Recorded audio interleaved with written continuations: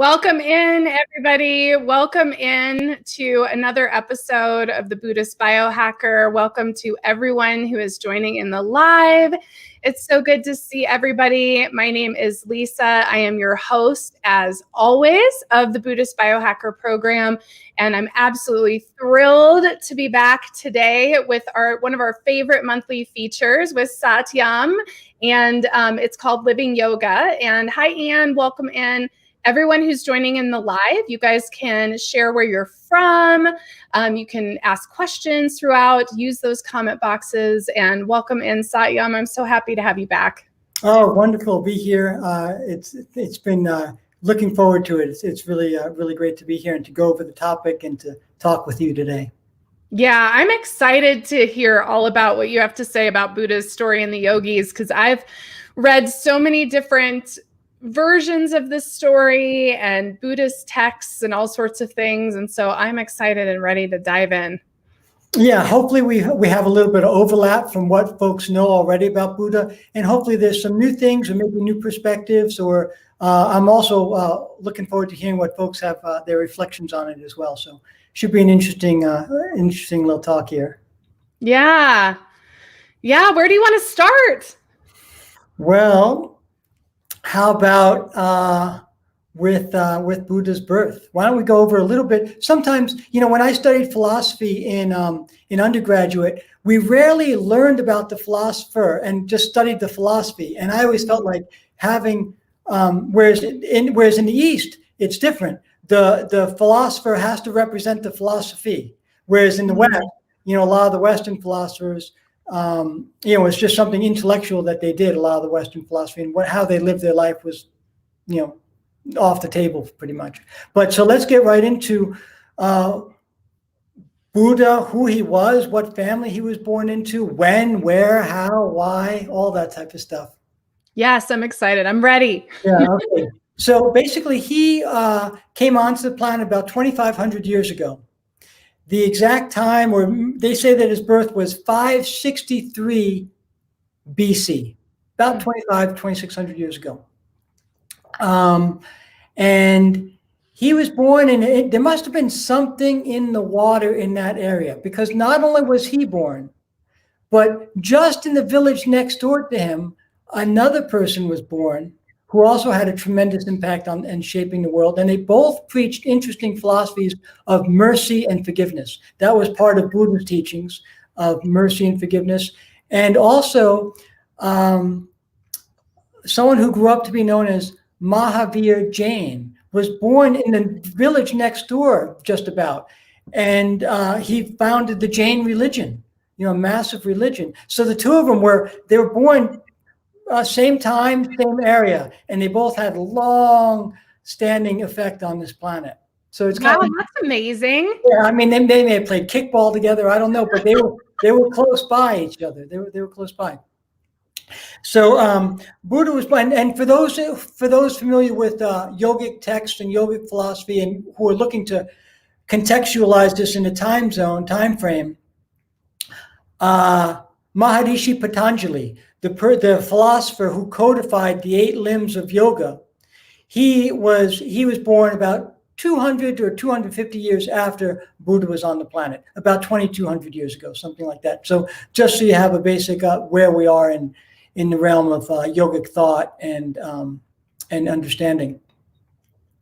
So Buddha was born in a town known as, he was born on a full moon, Purnima, in the spring, in a town known as Lumbini, which is present-day Nepal, but was India at the time. And his mother he was born into a regal family. He was born into great wealth and great name. It was a kingdom. And his mother was Queen Mayadevi, and his father was King Shuddhodhan. And they were, it was the Kshatriyan era. Each and every society goes through different eras where a certain class or community is ruling. For instance, right now in the U.S., the present day, we're in capitalism, where the the moneyed class is ruling. It's capitalists in power.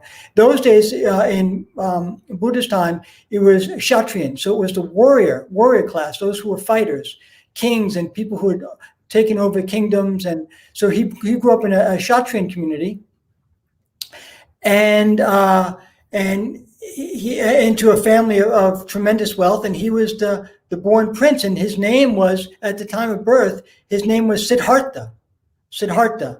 And those of you may also know that that's the name of a Hermann Hesse novel that's kind of based on Buddha's life, but not really. So if anyone read that book, I've read that book in the past.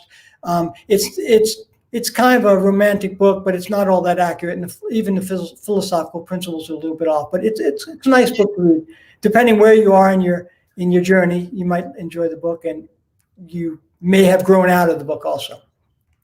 But that Siddhartha, that title, that text, that's Buddha's born first name, Siddhartha, and his family name was Gautam. So he was born as Siddhartha Gautam, a young boy. And he grew up pretty much a privileged life. His name is Siddhartha, means one who achieves the goal. And boy, were they ever accurate on that one. I mean, talk about a name that comes to fruition. Some names, when people, like Buddha, was the name he got later on when he became enlightened. But so the given name doesn't always match. But that one did match, that he did achieve the goal. He did do it. That's cool. Yeah, it's pretty amazing. And his mother, Queen Mayadevi, actually died about a week after Siddhartha was born, just a week after. So he grew up. Naturally, he had nannies and all those servants and things in the kingdom. But his father realized pretty quickly that he had a pretty precocious and advanced boy. As he watched the boy grow up, the father's great wish, especially those days, was succession, for his son to succeed him as the king. So he did everything imaginable to have his son comfortable and happy in the kingdom. He did not want his son to know of any suffering. So he supplied everything to make his son's childhood wonderful, fun, joyous, all the things. And he had the means, he had the wealth and the power to do so. But he knew that he had an advanced son. There's someone who's not just your normal run-of-the-mill kid. And this story from his childhood is indicative of that. Is that one time Buddha was wandering. He used to like to go around and wander the grounds and the areas within the kingdom. And he was walking through the forest one day, and he used to take note of all the various birds and wildlife. And he was watching one bird on a tree, or a collection of birds, and side by side, his cousin was also in the forest, coming from a different angle. And his cousin, his name was Devadatta. And his perspective on life was a little bit different. He had gone out there with his little blow shooter to shoot darts. And sure enough, he angled in on a particular bird sitting there just on the perch. And he took up his blow shooter and shot, and it knocked the bird off. And that was where Buddha was also looking from the boy Siddhartha was also looking at from a different perspective, and they both converged on the kill site because the bird was crying out in pain. And Siddhartha got there first, and he removed the arrow and started petting the bird, trying to stop the bleeding and get the bird comfortable. And he gave the bird some comfort. And Devadatta then arrived. They were a similar age, 12 or 14, whatever they were at the time. And Devadatta saw the bird and he said, "Hey, that's my bird. I shot it. I knocked it off its perch. That's mine." And Buddha was philosophical back then. He says, "Oh, well, you see, I found the bird and I'm taking care." And this raises an interesting question. Who is the owner? The one who kills or the one who cares? Who's the owner? And that became a great ethic throughout Buddha's life. And it also runs strikingly interesting with today's capitalism. Is it the owner, the person who buys the forest land and clear cuts it for his own personal gain? Or is it the one who doesn't own the land by legal tender, but is caring for it, planting the trees, making it a sustainable resource for humanity? And we have that conflict in capitalism. Okay, just because someone has the money to buy something, are they okay? In this day and age, they're looked upon as the owner, but is that really the right sense of ownership?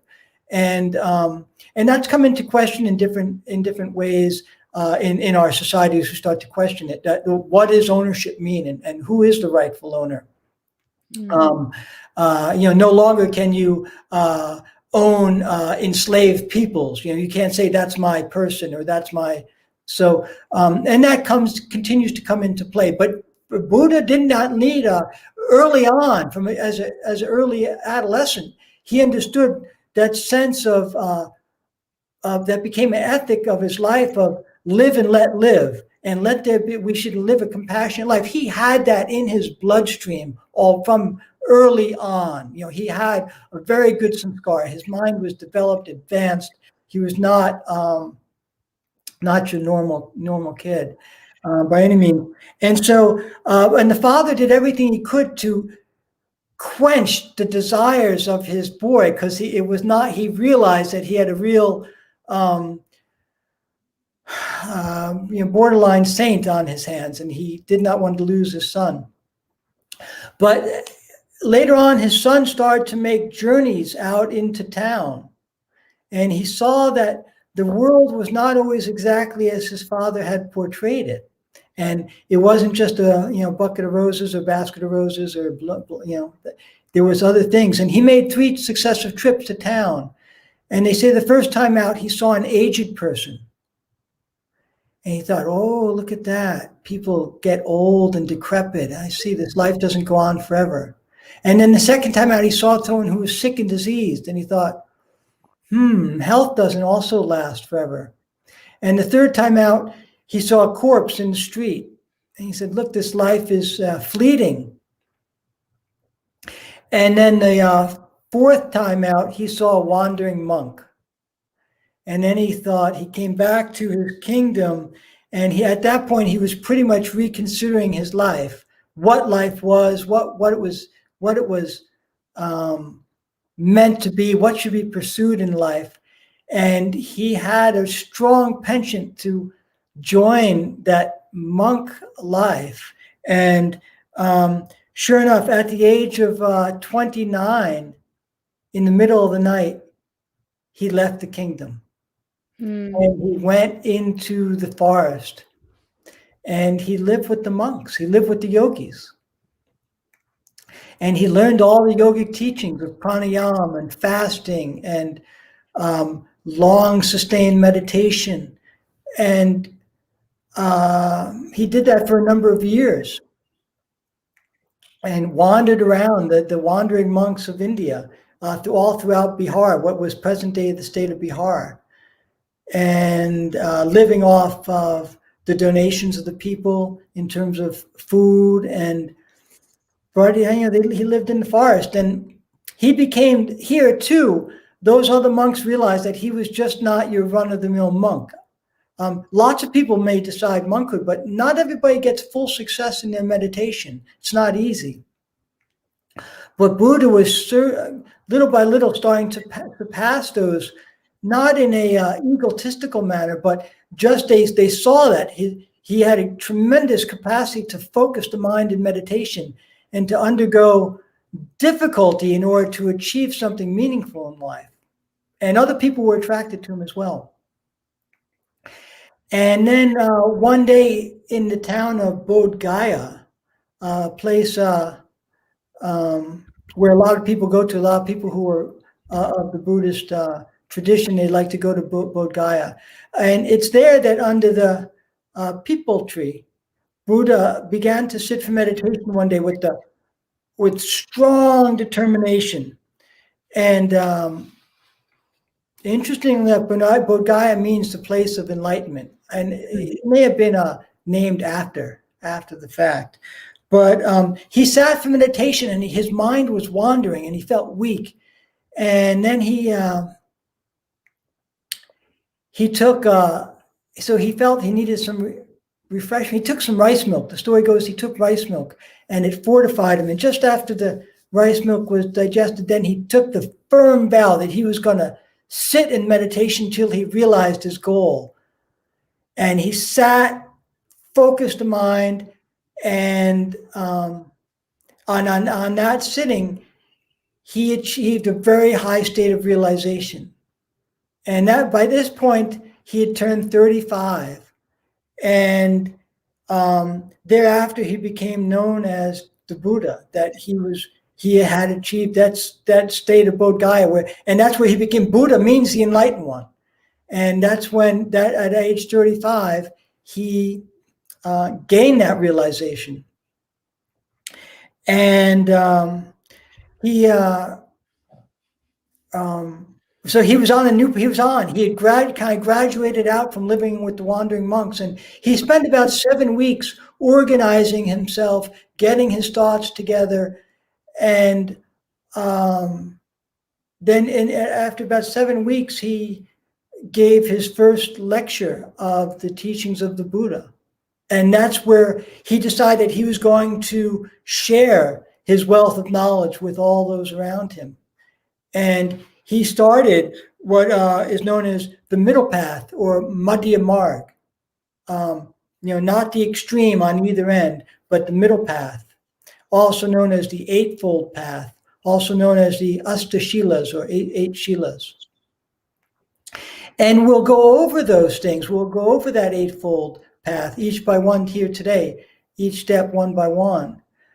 But something else he did, which was really, really quite remarkable. He was the first person on record to fight against the existing dogmas of the day. And that's the thing with spirituality, that it's not enough just to be good. You have to be a fighter. You have to be ready to fight what's right, because those in power don't always want the truth to come out, because it's not convenient for them holding on to power. And so a lot of times people think that Buddha was just this, peaceful, laid back guy.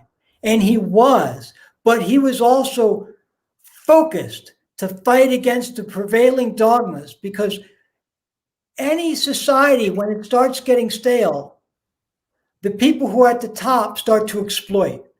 They exploit and as the more they're in power, the more exploitation goes on.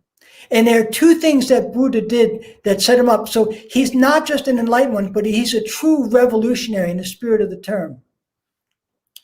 And the first thing that he did, the first dogma that he buckled in the face of those ruling priests, the priest class of the day, the Vedas, was that he thought, I want my teachings to go to the people. So I'm not going to give it in old Sanskrit. Nobody knows old Sanskrit. I'm going to give the teaching in Magadhi Prakrit, which is the local language, also known as Pali. Pali means village tongue, where even the uneducated, so-called uneducated people, everyone would be able to understand. And immediately the priest class buckled up against him. It was kind of like back in the Western world, they wanted everybody to speak in Latin. It was the language of the aristocracy, of the intelligentsia, of the intellectuals. And the common people should not be taught those things. Let them remain ignorant, let them remain indentured, let them remain bound, let them remain our slaves. Don't teach them. And those who did faced backlash. And it was the same thing in the Eastern world. Don't teach in Sanskrit. They won't know the Sanskrit. Only the intellectuals, the ruling class will know it. And we'll do that. Don't teach in the Pali language. So that was the first dogma that he buckled. He's like, no, this spirituality, this is for everybody. Meditation's for everybody. Happy life, knowing all the secrets of life, all this is for the common people.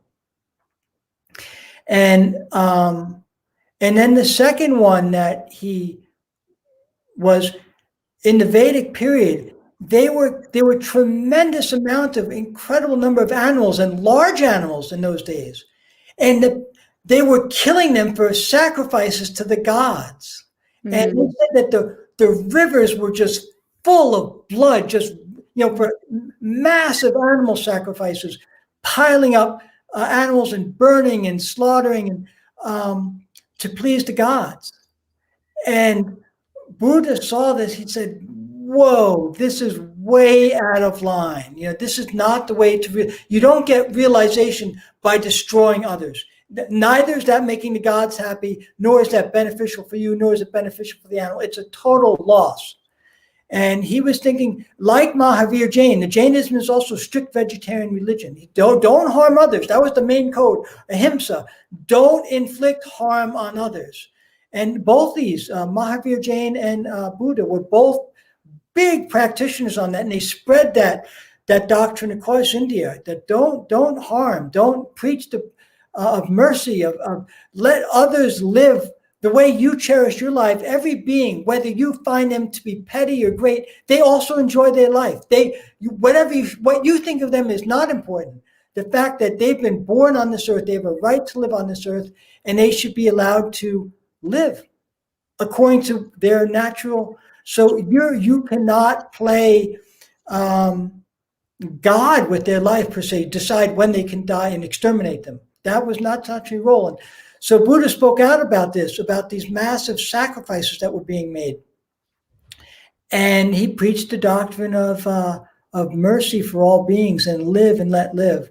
And again, he faced tremendous backlash from that, but he was strong-minded. He was not concerned. Those who realized, their mind is fixed. They understand. They know ahead of time what they're going to face when they do something. It wasn't a surprise. He knew he was going to face backlash from that. So his mind was set and he was ready. It's just like if you know you're going to go out in the cold, then you prepare yourself ahead of time and you're prepared for it. You don't feel cold. You don't suffer from it because you have your gloves, your mittens, your boots. You're prepared for what you're about to face. Same with that. Yeah. So I have a question for you. Go for it. Yeah. So just like you were saying at the beginning about Siddhartha's journey, is that it was kind of in his blood, right? He was born with this natural compassion. And it makes me wonder, what's your thoughts on how much do we cultivate and how much are we born with? You know what I mean? Do we come in with this propensity to love and to have compassion, or to not, to be, in more of a service to others space? Or is it something we cultivate? How much of that do you think is learned and cultivated? And how much do you think you're born with? Do you think it's different for everyone? I'm just curious what you think. Yeah, no, the yoga teaching on that is there's something known as sanskar, which means tendency of mind.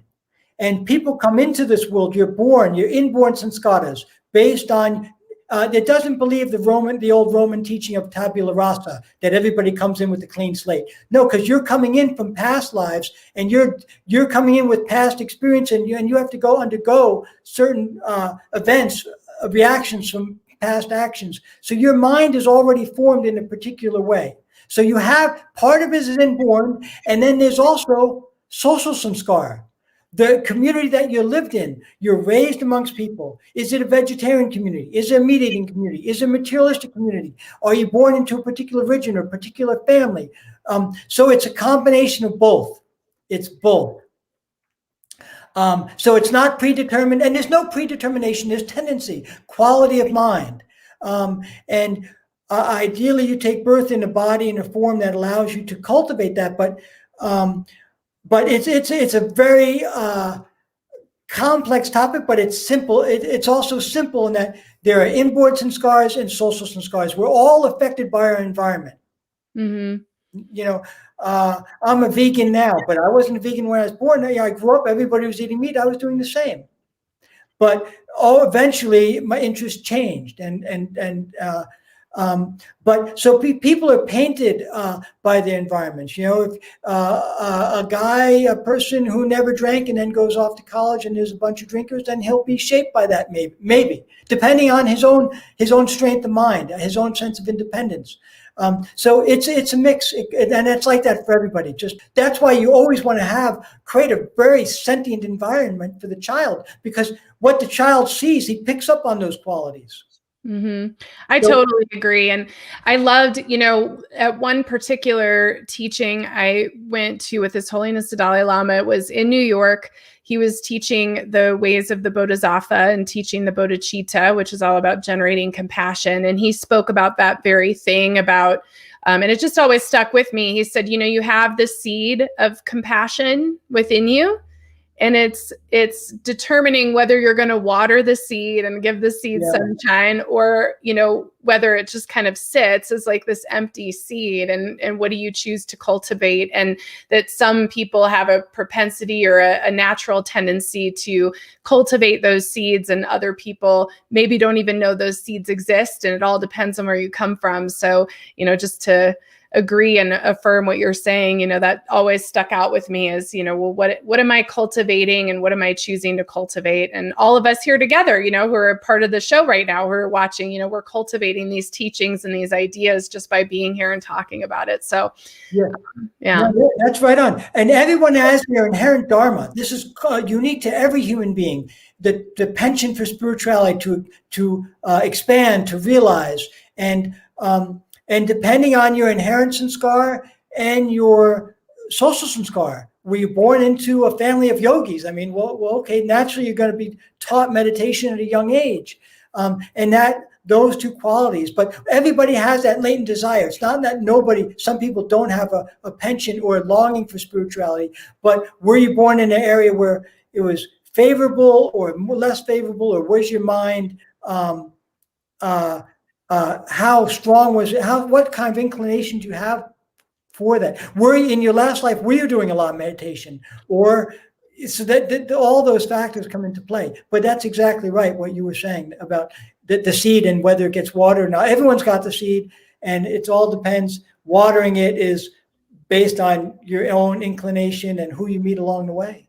Yeah, so last weekend we took the kids to the park near our house, and just this really nice big playground. And there was a little boy. I think this little boy is probably 4 years old, Satyam. There was this little boy, and he was sitting, there was like a big tube slide, one of those slides. It's like a tube. Yeah. And where it stuck out on the ground, he was sitting on top of this tube. So he was sitting on top of it with his legs crossed, in a mudra. Oh my goodness, right. Meditating, no joke. Yeah. He was doing this for like an hour, a 4-year-old boy for like an hour, not moving, not playing, not doing anything, just sitting on this tube in meditation. And I thought, oh my God, this little boy. I mean, could you imagine starting that young? Yeah, no, there are stories about a great yogi named Dhruva. And also as a boy, he was also a great meditator. Yeah, it happens. Yeah, it was just amazing. It was so inspiring to me, because I thought, man, look at the discipline of this little boy. Like, if I could only be so disciplined, and I'm pretty disciplined, right. But so I just wanted to share that, because I thought you'd appreciate it. It was so cute. This little boy just meditating for an hour. Yeah, no, and it shows that this is people's inherent tendency to feel some sense of peace in life. And people are not born materialistic. That gets imposed. No human being is born materialistic. And hatred, all that stuff is imposed. Oh, I don't like that class of people. I don't like this group of people. No one comes in with that mind. That gets imposed by the prevailing dogmas of the society. Yeah. Go ahead. No, I was going to say, people basically come in. That's why children are innocent. You can never say that a child is, no, they learn tricks along the way that, will maybe drag them into a negative path. But they come in basically, with those dharmic ideals, to some more degree. Well, and don't you think that the humans come in humans naturally or inherently want peace. I don't think we come into this world wanting war, just like this is all something like, I think it gets driven through, agendas and ego and all those things. But I know in my heart that the human collective doesn't want to fight or have war, or be divisive or any of those things. No, the yogis say the one thing that everyone's looking for is happiness. That's what they want. And but in materialism, people chase after fleeting happiness, and until they realize I need permanent happiness or perfect peace. But yeah, that's the central human want. The human desire is to find happiness.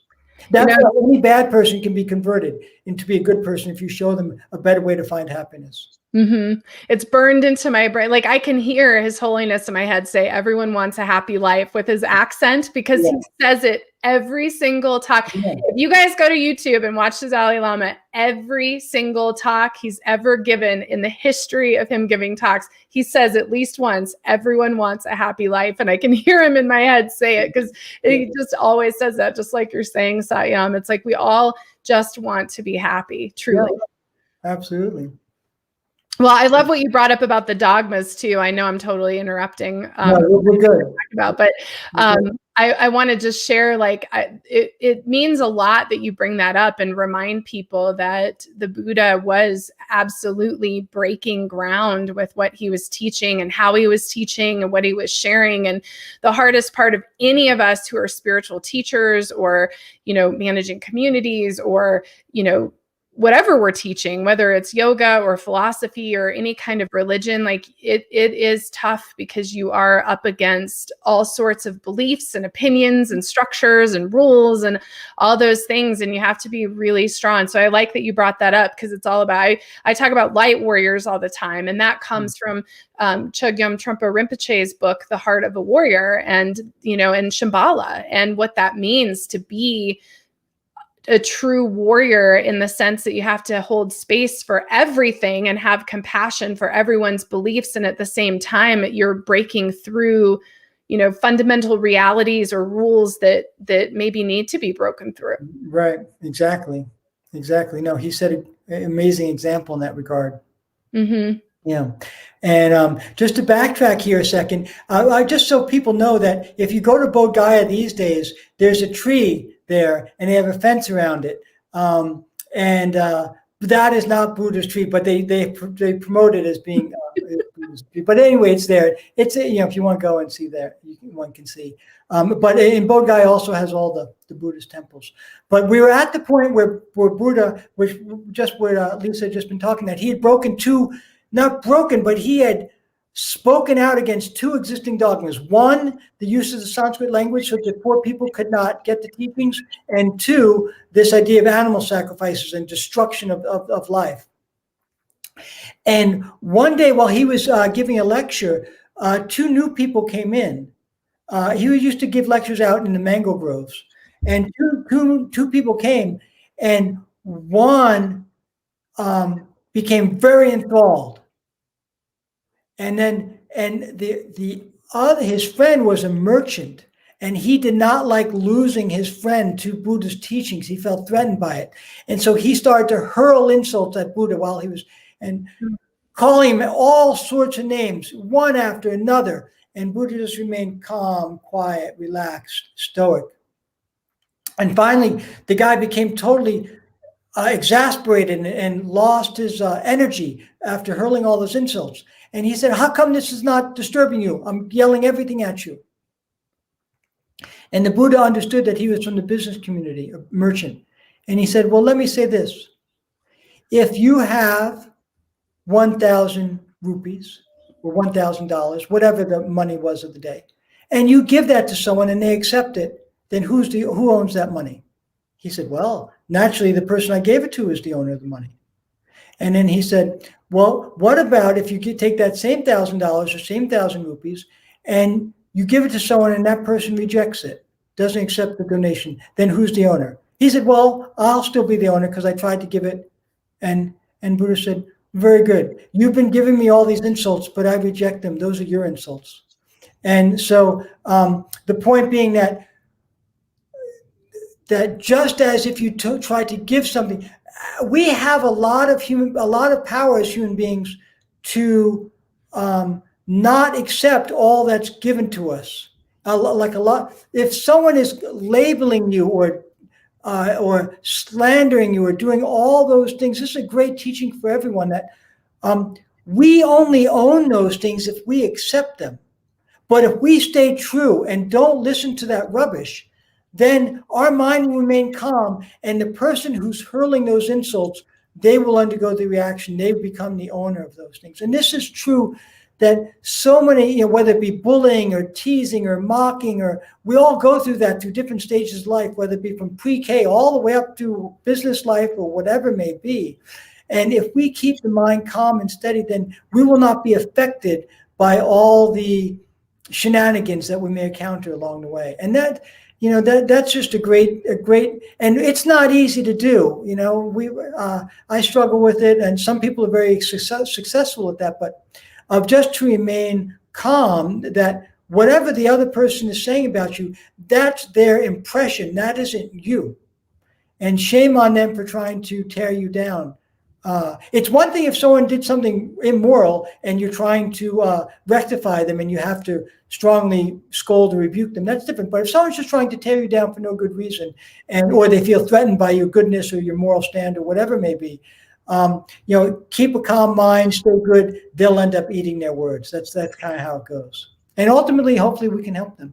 So that was one teaching that that people saw, that when Buddha was assailed by people who felt threatened, he never got into a shouting match with them. He just kept on keeping on in his path.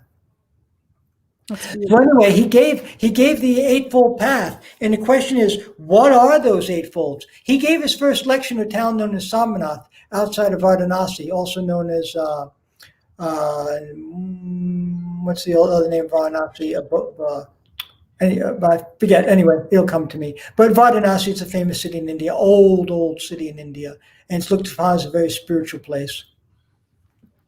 And so the Eightfold Path, and we'll go through these little by little. This is one of his main teachings. The first one was known as Samyak Darshan. So Samyak means right or proper or appropriate or meaningful, and Darshan means philosophy. And so Buddha's guideline was follow a philosophy that is proper, that will suit you. Because not all philosophies are proper. For instance, if someone adopts the philosophy of communism, they're not going to succeed in life. It's going to be an atheistic, materialistic, exploitative, tyrannical philosophy. The back half of the 20th century, people suffered horribly under that philosophical approach. So it needs to. So when you adopt a philosophy in life, it should be universal, open, full for the welfare of others. So that was the first one, Samyak Darshan. So right philosophy. Second one was Samyak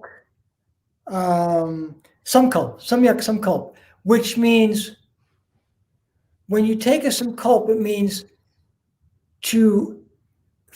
it's beyond firm determination. It's embodying that, saying that this is really like when a mother gives birth to a child or they're in pregnancy, they take to some cult that they're going to care for that child. That becomes like their mind is merged with that idea. It's not like they're determined. They're one with that idea. And such a person's never defeated in life. So Buddha's teaching that some cult have that fixed, firm resolve to achieve your mission, whatever that mission may be. It should be benevolent, just like a mother's mission is always benevolent. The third one is Samyak Vak, V-A-K, but V in Sanskrit is pronounced like a W. And it means sentient expression, that your behavior, your dealing in the world should be sweet, sentient, refined, dynamic. And along that way, For instance, your 10 motor sensory organs. A lot of people get into a lot of trouble because of their 10 motor sensory organs. They get angry and they bop the next guy in the nose, even if it's a policeman. Or they have a desire, and that desire either because the desire to eat voraciously and they get sick, or they have a strong desire to impose their will on the opposite sex in an unjust manner. And people do horrific things because they can't control certain desires. And so Buddha gave one great teaching in that regard, known as Chakuna Samvado Sadhu, Sadhu Samvado. And the yogic monks sit around and chant this a lot of times before all the meals. And it means, oh monk, be careful how you interact with this world. These 10 motor sensory organs, watch. Don't be goaded by all that you see. Let the mind be in control of the eyes. Let the mind be in control of the nose. Let the mind be in control of the tongue, the ears, all the 10 motor sensory organs. The mind should have firm control over those things. And those things should not drag the mind into the mud. And that's one of the main teachings in life. And you see so many struggles. People say, okay, today I'm going to eat a very good diet. And then they go out in town and there's a flashing neon sign and they know that food's not good for them, but the desire overpowers their initial resolve. And next thing they know, they're eating a quadruple chili dog and 6 milkshakes or whatever it may be. That happens. It happens. It happens to CEOs. It happens to heads of state. It happens to all different types of people. But to get success, the true yogi, the true aspirant, the true practitioner has control, that samyak walk, that mental stability in the face of all those, and perfect control over all the organs of the body and sensory organs, motor organs of the body. And that's a great thing. If anyone can do that, they're a truly great person on this earth, regardless what their job is, where they live, how much money they have. They're a true human being. They're really someone special. Then the fourth one is samyak aju. It means right occupation, both in physical world and mental world. So right occupation, like those people who create computer viruses or smuggling drugs or tampering food or doing all that. That's not the right way. That's the wrong livelihood. That's you're cheating, you're exploiting, you're deceiving.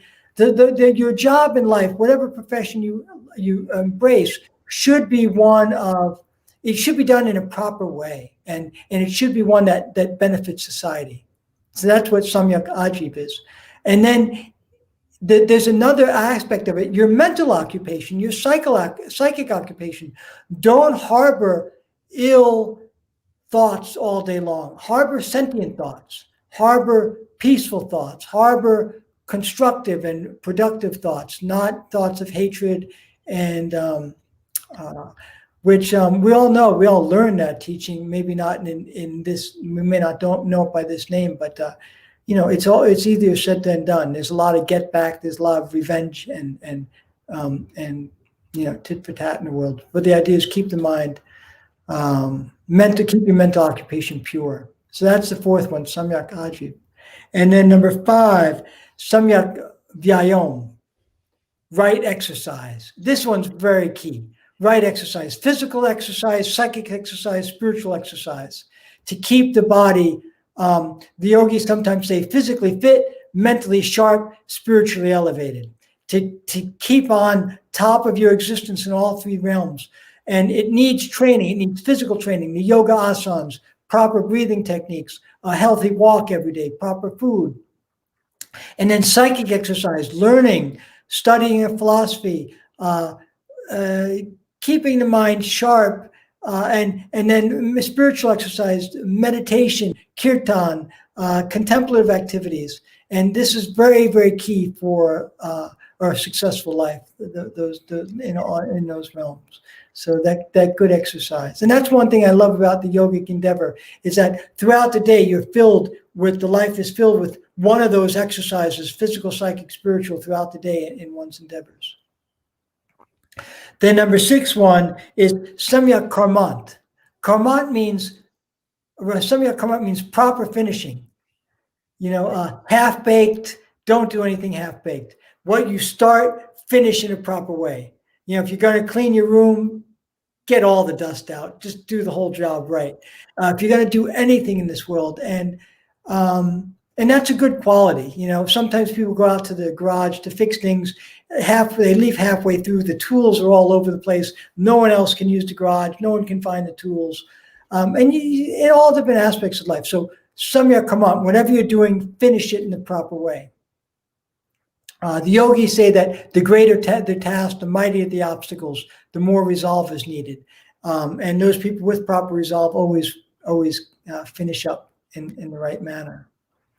And then number 7 is samyak smriti, meaning right memory.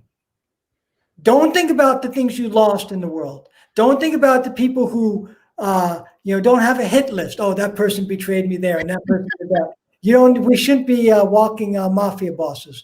The mind should be what you should remember. Remember your meditation. Remember your mantra, that I've come in this world to do something meaningful, to live a just life, and I'm a child of the great cosmos. And this is the types of thoughts that always remember that. And the yogis say there's a word in yoga known as Dhruva Smriti. It means fixed memory. The person who never forgets their true mission in life, never forgets. Even when they're sleeping, their mind is involved in their mantra japa, in their incantation. And that's a great state. And one achieves that by practicing meditation daily and training the mind in that way. And materialism doesn't train the mind in that way. Materialism, you're always thinking about gaining something, short-lived gain or short-lived loss. And it doesn't train the mind in a proper way. But so we said samyak smriti, to always remember our true purpose in this world. Never forget that. Mm. And then the last one is samyak samadhi. And that means full ensconcement in the thought of the great, thought of the supreme, that it should be.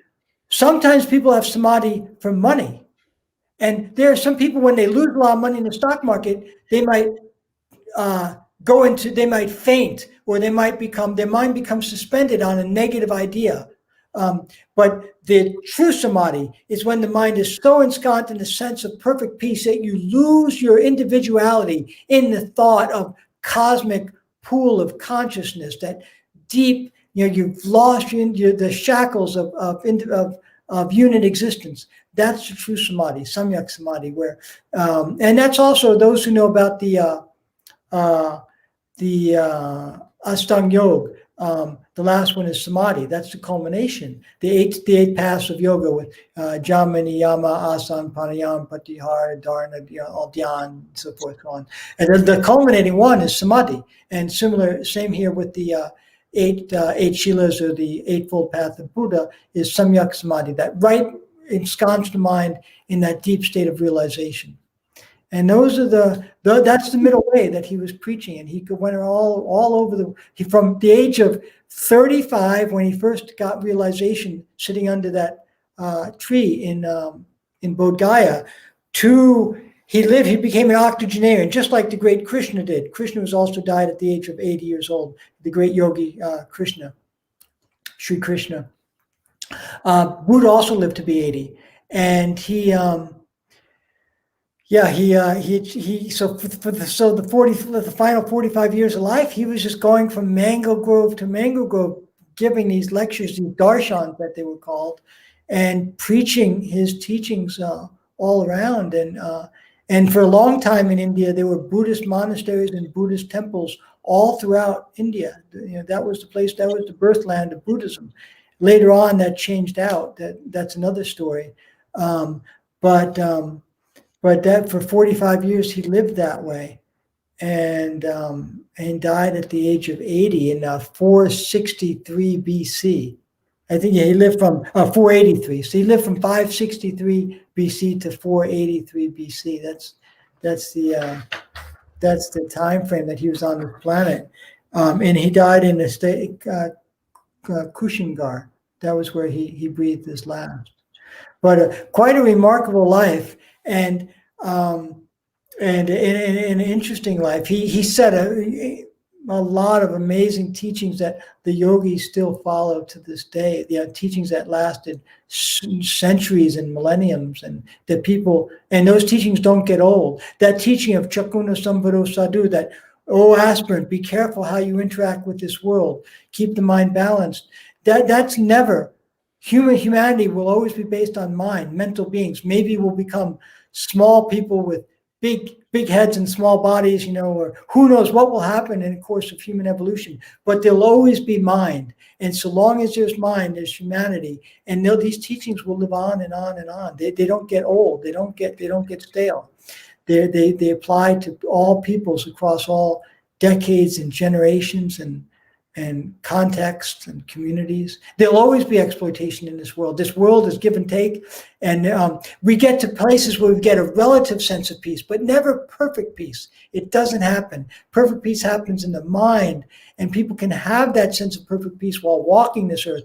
But to create it in a collective, it's always a struggle to maintain peace. There's always someone trying to come over the top to grab what's not theirs.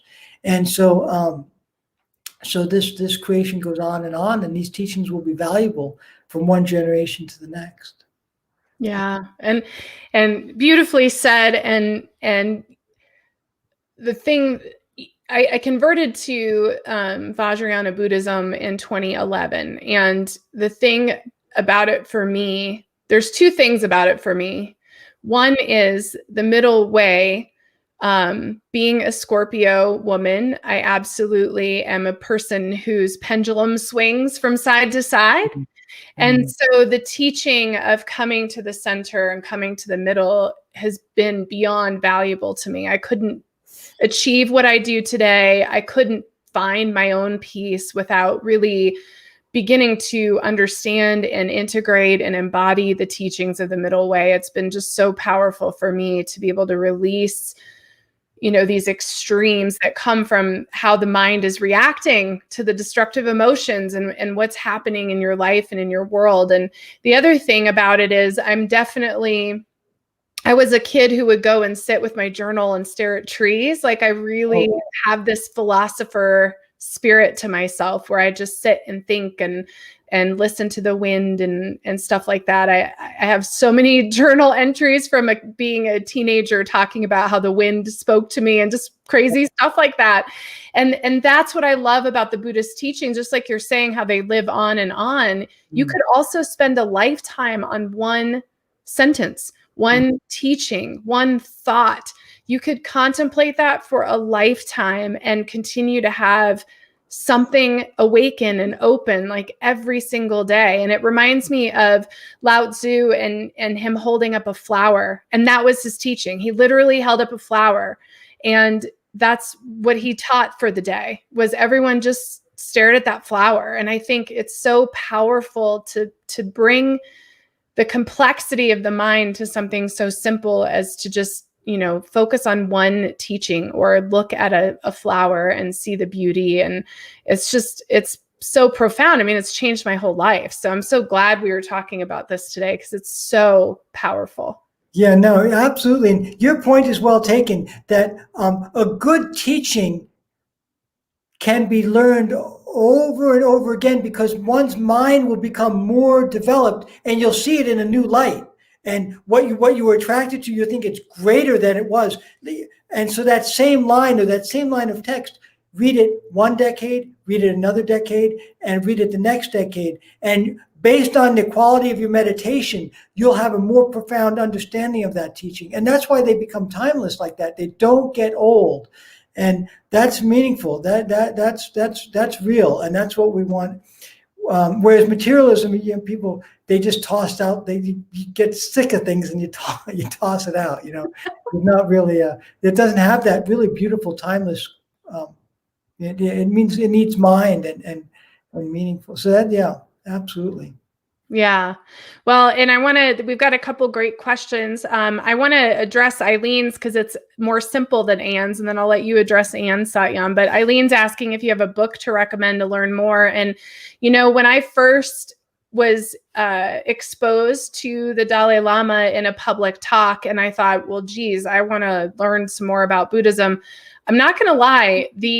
Idiot's Guide to Buddhism is actually a really, really great book. It's very clear and concise and explains the history and the teachings in a way that will help you understand it, because I think the Buddhist text is very complex and intellectual considering the teaching is trying to move you away from that. It's very intellectual. So Idiot's Guide to Buddhism is really, really good if you want just like an overview of the religion or the philosophy and what it is all about.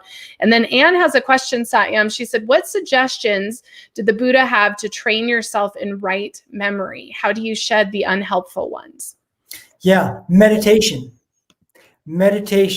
That and two things: self-analysis and meditation. Self-analysis is take time throughout the day just to take stock. It's just like if you're going on a hike. Every so often you check the map to make sure you're still on the right path, that you're following the trail where you need to be.